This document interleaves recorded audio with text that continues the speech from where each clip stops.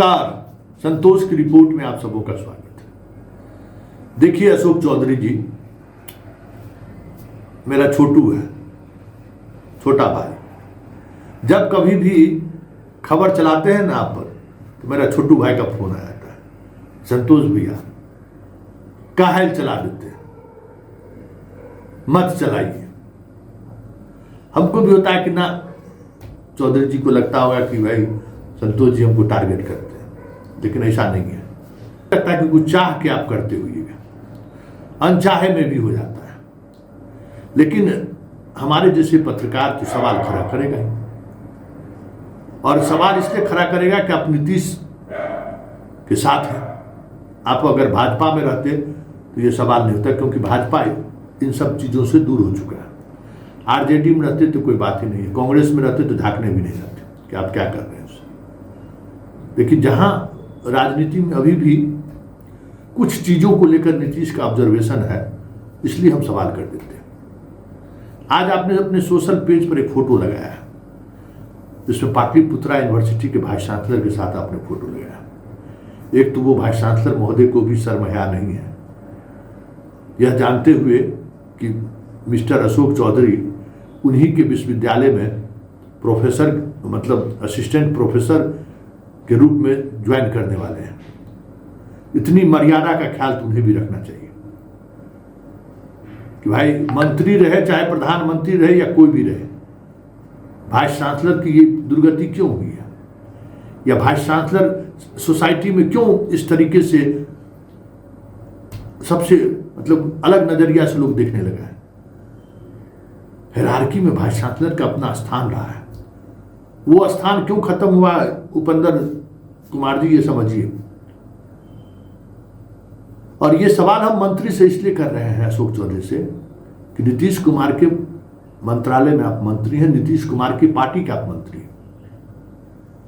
ये जब आप असिस्टेंट प्रोफेसर का जब आप इंटरव्यू देने जा रहे थे, उस समय में भी मैंने सवाल खड़ा किया था कि नीतीश को असहज मत करिए।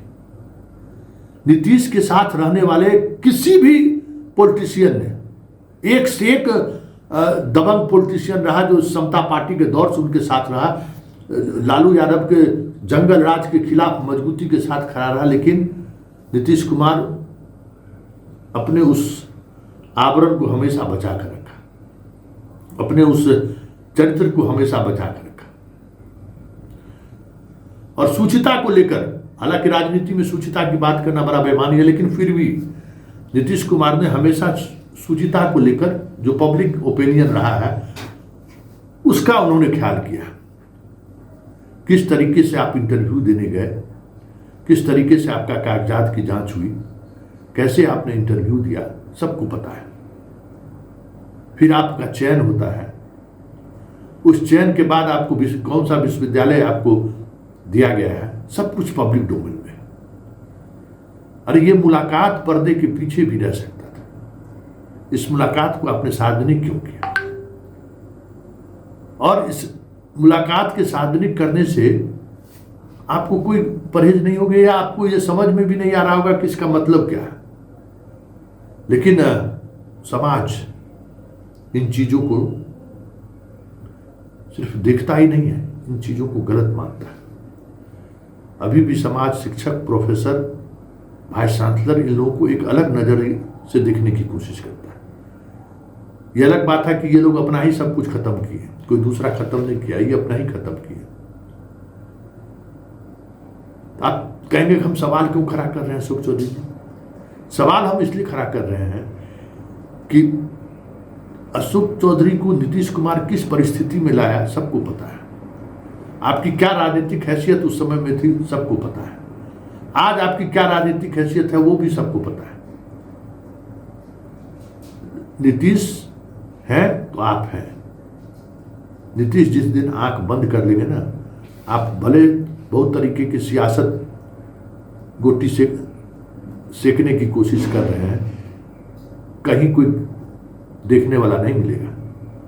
ये अलग बात है, फिर लौट के कांग्रेस में चले जाइए, कांग्रेस तो इस तरीके की राजनीति करता ही रहा, तो वहां जो आपको जगह मिल जाए, दूसरी पार्टी में प्रवेश करना बहुत मुश्किल होगा। जिस आदमी ने आपको यहां से वहां तक पहुंचाया, नीतीश कुमार के आप कहते हैं ना कितने बार विधायक बने हैं, जरा पब्लिक को बताइएगा ना।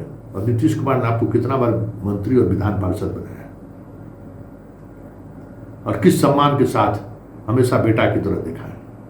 हर एक फोटो तस्वीर जो है संदेश देता है कि आपको कितने दिल से लगा कर रखते हो।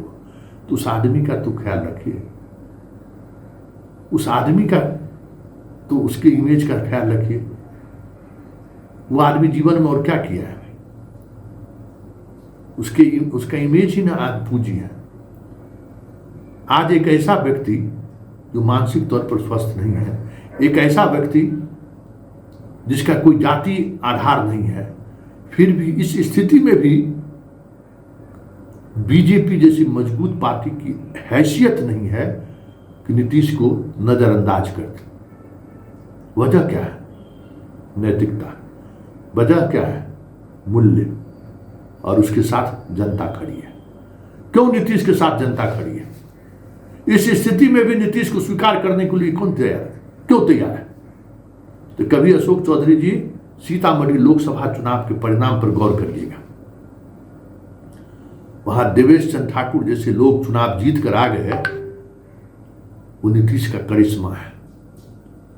आनंद मोहन जैसा लोग शिवहर से लवली आनंद चुनाव जीत के आ गई, ये नीतीश का करिश्मा है। मोदी का कोई करिश्मा नहीं है, ये बात आप समझ लीजिए। नीतीश का करिश्मा है।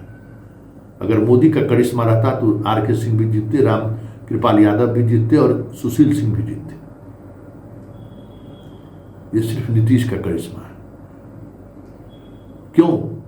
कि जनता में आज भी नीतीश की एक इमेज है। अरे कुछ भी छे, आदमी तो काम करे वाला छे, ईमानदारो छे, अपने तो बेईमान नहीं छे, बाल बच्चा ले संपत्ति अर्जित नहीं कर लेके।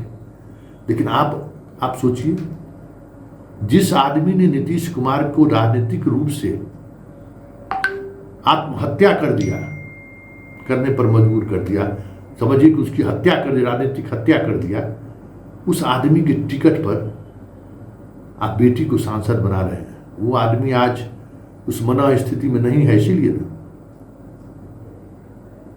लेकिन सवाल तो करेगा लोग कोई ना। यही सवाल आपसे है। आप पाटलिपुत्रा यूनिवर्सिटी के वाइस चांसलर के साथ तस्वीर खिंचाकर सार्वजनिक करके आपने वो गुनाह किया है जो आज अगर नीतीश अपने मना स्थिति में होते तो अभी तक बर्खास्तगी का पत्र जो है ना राजभवन में पहुंच गया रहता, और उससे पहले आप प्रोफेसर भी नहीं बनते। पता नहीं नीतीश कुमार को कौन सी गुनाह की सजा आप दे रहे हैं, मुझे नहीं मालूम। लेकिन इतना तो तय है, आपने गुनाहगार तो नीतीश कुमार को बना।